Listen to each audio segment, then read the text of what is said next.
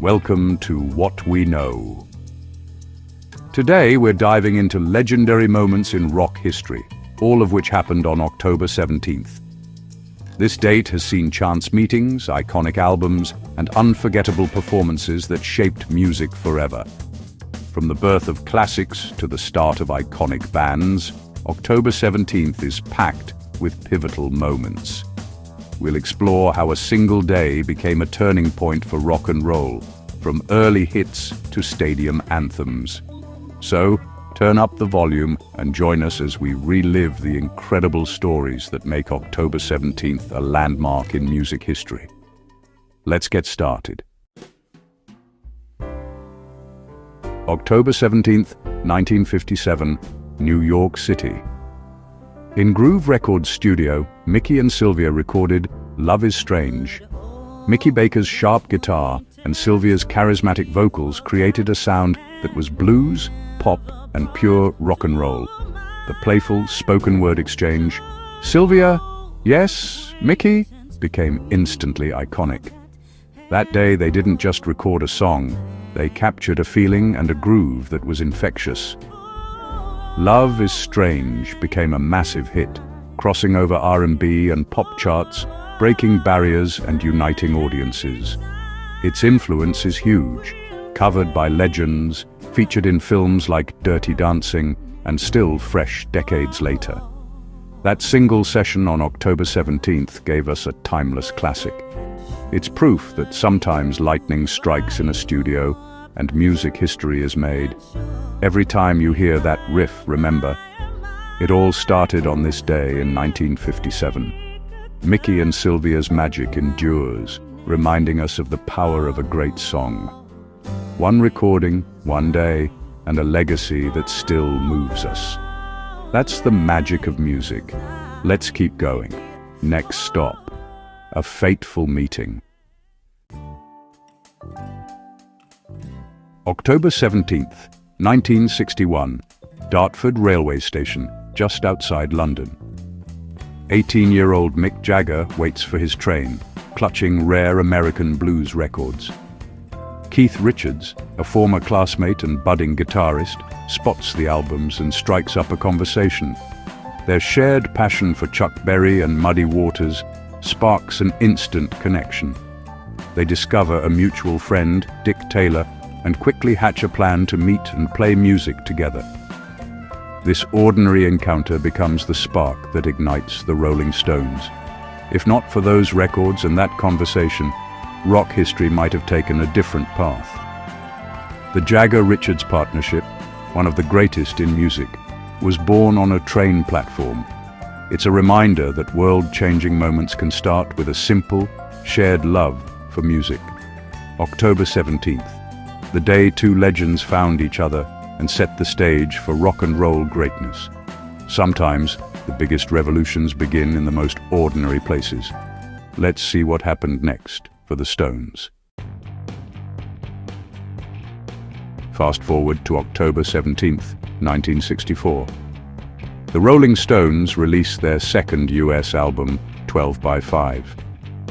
This record captures the raw, energetic sound that set them apart from the polished pop of the era. Featuring hits like It's All Over Now and Time Is On My Side, the album blends blues covers with original Jagger-Richards compositions. 12 by 5 marks the Stones' evolution from a great covers band to true originals. The album's gritty attitude and rebellious spirit helped solidify their image as the edgier alternative to the Beatles. For American fans, this release was a statement. The Rolling Stones had arrived, and they weren't going anywhere. October 17th became a milestone in their journey to global superstardom. The Stones' American invasion was in full swing, and rock and roll would never be the same.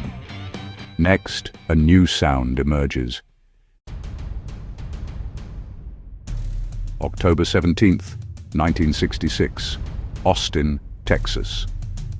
The 13th Floor Elevators release, the psychedelic sounds of the 13th Floor Elevators.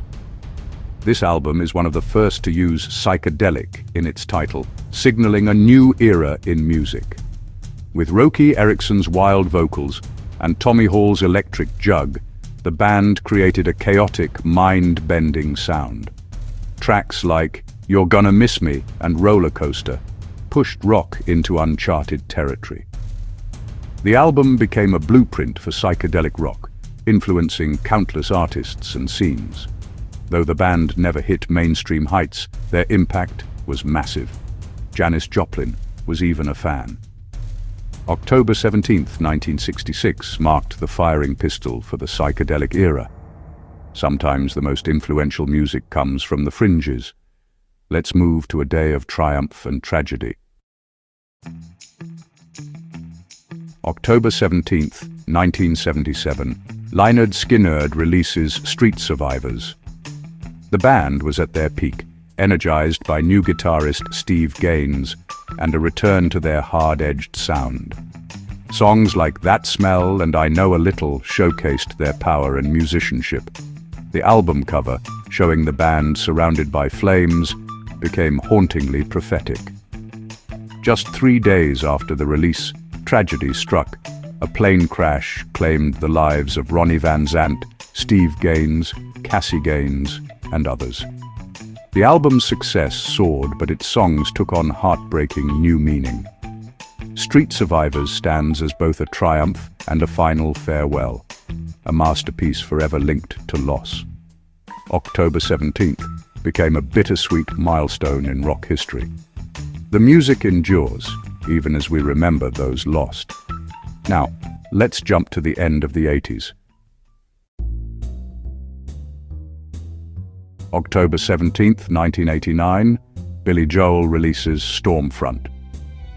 With a new producer, the album brought a harder edge to Joel's sound. It featured hits like the Downeaster Alexa, I Go to Extremes, and the cultural phenomenon, We Didn't Start the Fire.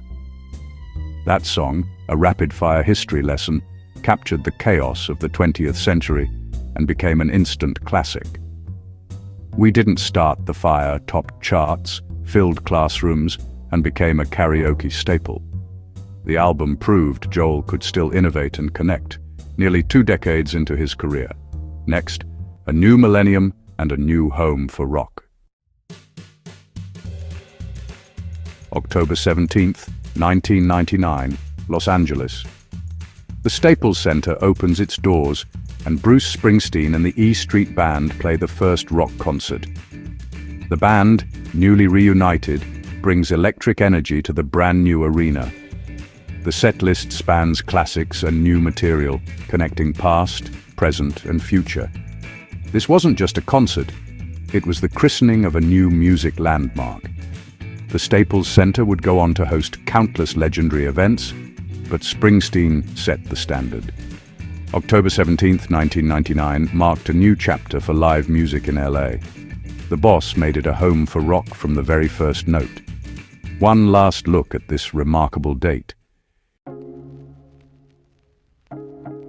What a journey through October 17th in rock history. From chance encounters to genre-defining albums, this single date has shaped the music we love. These stories remind us that history is made every day, on stages, in studios, and even on train platforms. Thanks for joining us on What We Know. Keep listening, keep discovering, and keep sharing the music that moves you. We'll see you in the next video. Treat people with kindness,